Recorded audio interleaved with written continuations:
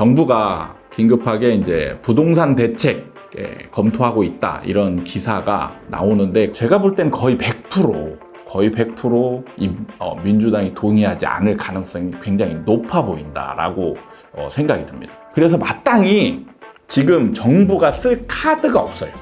규제로. 카드가 없다라는 게 이제 문제인 거죠.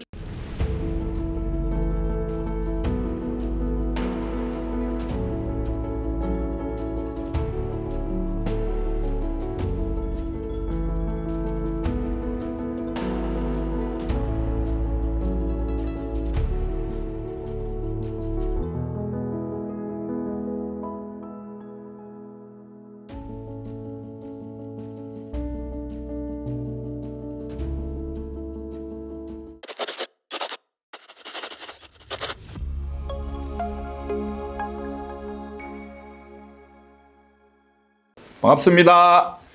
아파트 사이클 연구소 소장 이현철입니다. 오늘 사실 원래 촬영일이 아닌데요.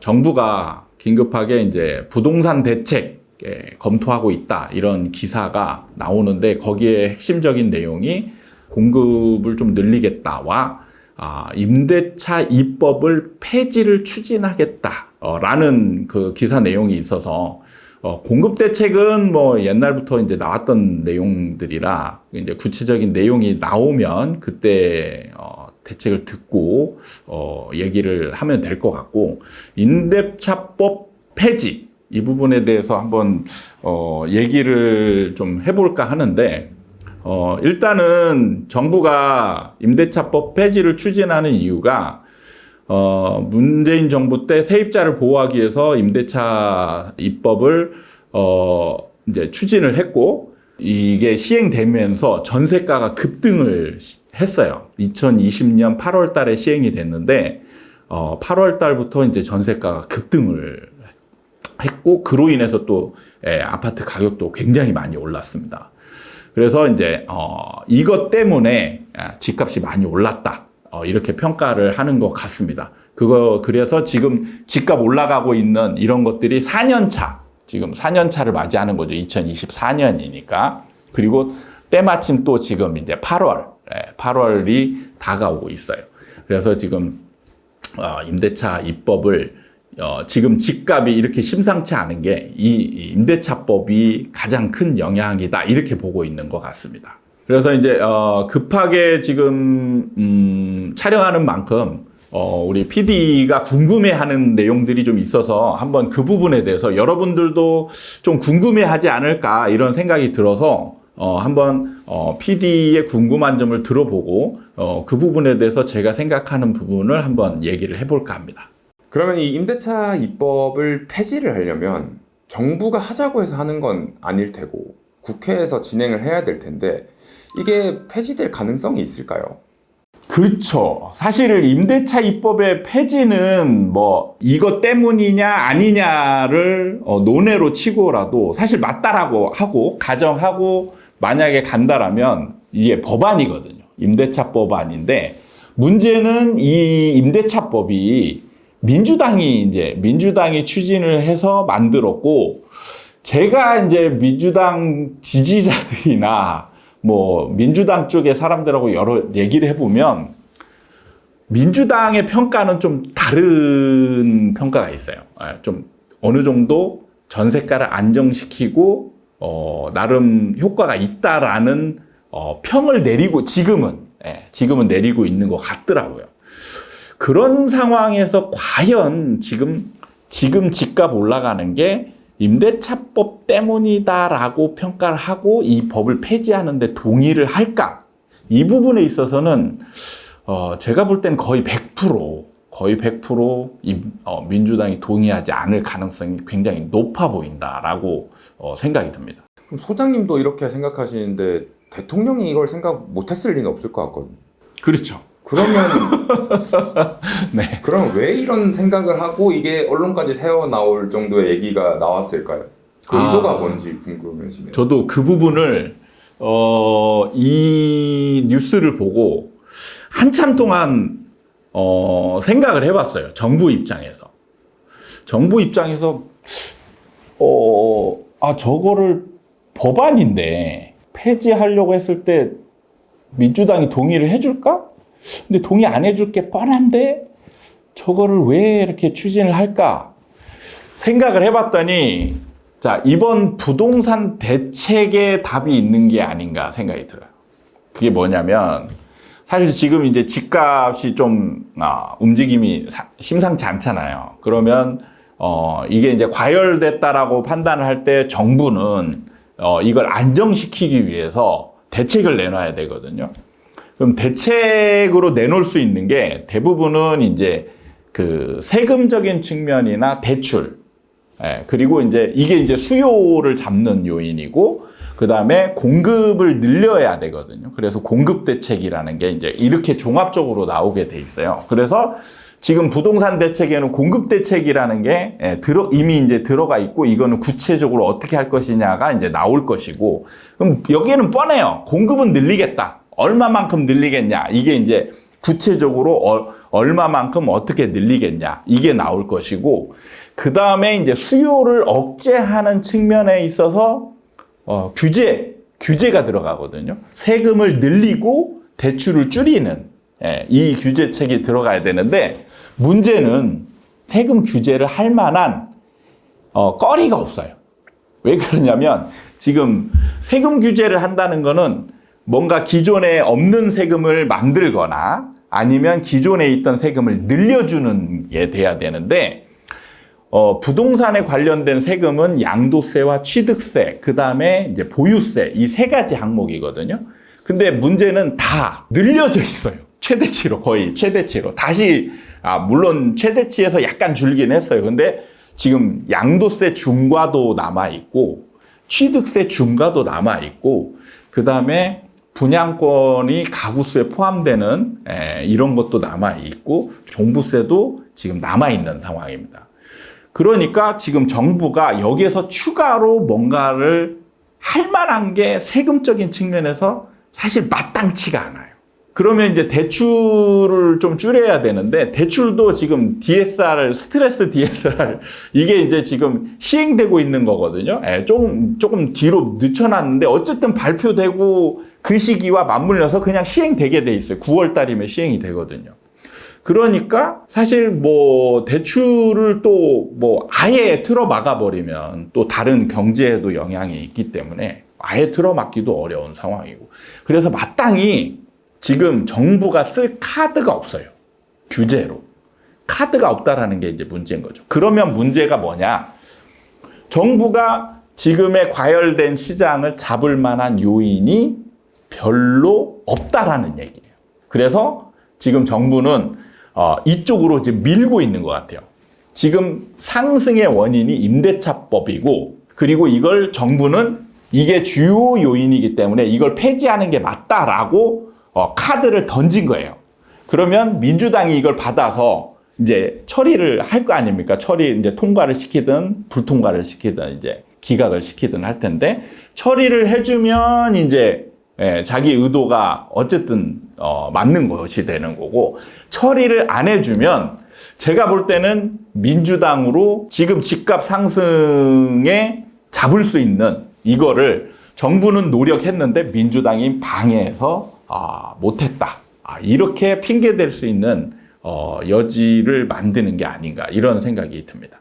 선생님 말씀을 쭉 듣다 보니까 이게 제일 기본적인 전제가 있는 것 같은데요. 정부는 임대차 입법이 전셋값 상승을 부추겼다라는 걸 전제로 깔고 있는데, 소장님께서는 또 비트는 거 잘하시잖아요. 이 전제 자체가 과연 그럼 맞다라고 보시는지 좀 갑자기 궁금해요. 근데 이 질문이 조금 뭐가 뉘앙스가 있는데, 비트는 걸 잘한다.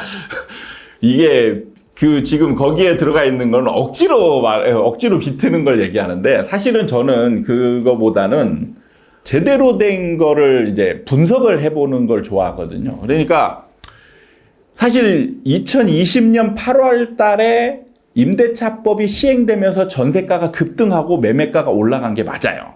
그러면 임대차법 때문에 이런 상황이 벌어졌다라고 얘기를 할 수 있어요. 그러면은 근데 여기서 이제 진짜 그런가를 한번 검토를 해볼 필요가 있어요. 그게 뭐냐면 진짜 임대차법 제도 자체의 문제 때문에 이런 현상이 벌어졌는지 아니면 또 다른 봐야 될 현상이 있는데, 제도라는 거는 어떻게 보면 정말 좋은 제도일 수도 있는데 이게 언제 그 시행되느냐에 따라서 이 일종의 이제 정의 효과, 그게 그 효과가 바라는 쪽의 효과가 날지 아니면 부작용이 날 때도 있단 말이에요. 예, 그렇게도 한번 생각해 볼 여지가 있다라는 거예요. 임대차법의 제도 자체의 문제보다는 시행될 때의 그 상황과 맞부딪혀서 부작용이 일어난 게 아닌가, 이런 거를 한번 좀 놓고 비교 검토를 해볼 필요가 있습니다. 그러면 검토해 볼 필요가 있다라고 하셨는데, 그러면 저희 같은 일반인 입장에서는 그걸 어떻게 생각을 해봐야 돼요? 그렇죠. 이게 사실은 훈련이 되어 있지 않으면 어려운데, 자, 제도 자체의 문제라면 사실 이제 이건 임대차 보호법이기 때문에 2년마다 만기가 도래하잖아요. 그러면 제도 자체의 문제라면 만기가 도래할 때마다 이런 비슷한 부작용 현상이 일어나야 됩니다. 그리고 만약에 이게 제도에는 큰 문제가, 엄청난 이런 부작용이 없는데 일시적으로 그 시기에만 적용되는 시점에 문제가 일어날 수도 있거든요. 그러면은 이런 경우에는 그 다음에는 그때 일어났던 2020년 8월에 일어났던 그런 현상이 반복되지 않을 가능성이 있다라는 거예요. 그럼 이거를 어떻게 검증하느냐? 이미 우리는 경험을 했어요. 왜 그러냐면 2022년 8월 이때에 대부분의 전문가가 한 5월이나 6월쯤에 이런 전망을 했어요. 임대차 법 때문에 전세가 폭등을 했고 집값 폭등을 했기 때문에 분명히 다시 2022년 8월이 만기가 도래하기 때문에 이때 전세 대란이 또 일어날 것이다. 이런 전망을 거의 모든 전문가가, 그리고 사실 국민의힘이나 이런 쪽에서도 이제 민주당을 공격하기 위해서 이런 식으로 전망을 했었습니다. 그런데 이제 거의 유일하게 저 같은 경우는 전세 대란이 일어나지 않을 가능성이 굉장히 크다, 이런 얘기를 했어요. 제가 이렇게 말한 이유의 근거가 뭐냐면, 자, 이분들은 임대차법 제도 자체의 문제다, 이 얘기를 했던 거고, 저는 임대차법 제도 자체의 문제가 아니다. 그냥 시기가 우연히 과열된 시장에서 만나가지고 부작용을 일으켰던 거다. 그렇기 때문에 지금 2022년의 상황은 시장 상태가 과열된 상태가 아니기 때문에 이 제도 자체의 효과만 나타나게 되면 전세가가 급등하는 일은 벌어지지 않는다, 이런 얘기를 했던 거예요. 근데 실제로 2022년 8월은 전세가가 오히려 하락을 했습니다. 하락을 했어요. 전세 대란, 급등하는 상황이 벌어지지 않았어요. 자, 이걸 봤을 때 일단은 앞으로 또 검증이 이제 필요하긴 하겠지만, 일단 2년 첫 번째의 검증 과정을 통해서는 제도 자체의 문제가 아니라는 확률이 더 높아진 겁니다. 이게 소장님 말씀하시는 와중에 제가 유튜브에 2022년 8월 전세 대란 이렇게 검색을 했는데 보니까 전세 대란 올까요? 전세 대란 올 겁니다. 폭풍 전야, 이렇게 돼 있는 와중에 소장님께서 한 채널에 나가셔서 얘기한 게, 정확히 말할게요, 전세 대란 없어요. 라고 하는 게 딱 하나가 눈에 딱 띕니다. 소장님만 이렇게 말씀하시는 게. 그러니까 아주 강하게 확정적으로 대란이 없다라고 얘기한 사람은 거의 제가 유일할 겁니다. 그러니까 저는 분석을 할 때 이런 분석을 하는 거예요. 분석을 할 때 이거의 문제냐, 아니면 이거가 시행될 때의 어떤 부작용의 문제냐, 이걸 제대로 판단해야. 그래서 지금의 정부가 임대차법 제도의 문제다라고 한다면 똑같은 상황이 벌어져야 되거든요. 2020 이제 4년 차니까 그냥 2년 차는 사실 뭐 어떻게 보면 그냥 건너뛰었다라고 하고, 4년 차에 그 임대차법 시행될 때 8월과 같은 또 비슷한 상황, 그때 어떤 상황이 벌어졌냐면, 진짜 그 전세 매물이요, 90%가 사라져 버립니다. 갑자기 사라져요. 진짜로.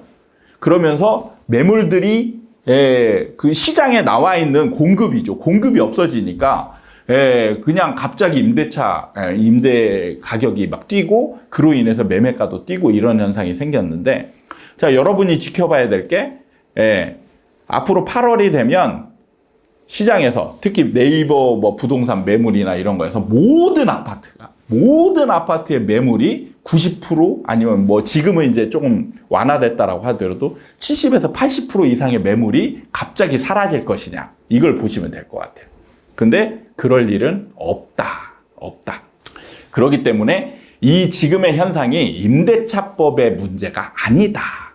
그냥 다른 문제로 사람들의 어떤 이제 그 뭐랄까 그냥 사야 된다는 욕구 이런 것들이 발현이 돼서 나타나는 것이지. 그리고 임대차법이 시행됐을 때 그 전세가 뜨는 부분이 그 해에만 있었던 게 아니고 연결돼서 계속 이어졌었거든요. 그러면 올해 그리고 내년까지 막 전세가 급등하고 매매가 급등하고 이런 일이 벌어지느냐? 그렇지 않다라고 얘기를 합니다. 저는 그렇게 보고 있기 때문에 저는 임대차법의 문제는 아니다. 그래서 굳이 폐지를 논할 사실 필요까지는 아직 필요하지 않다라고 보고 있는 측면이 좀 많다라고 볼 수 있어요.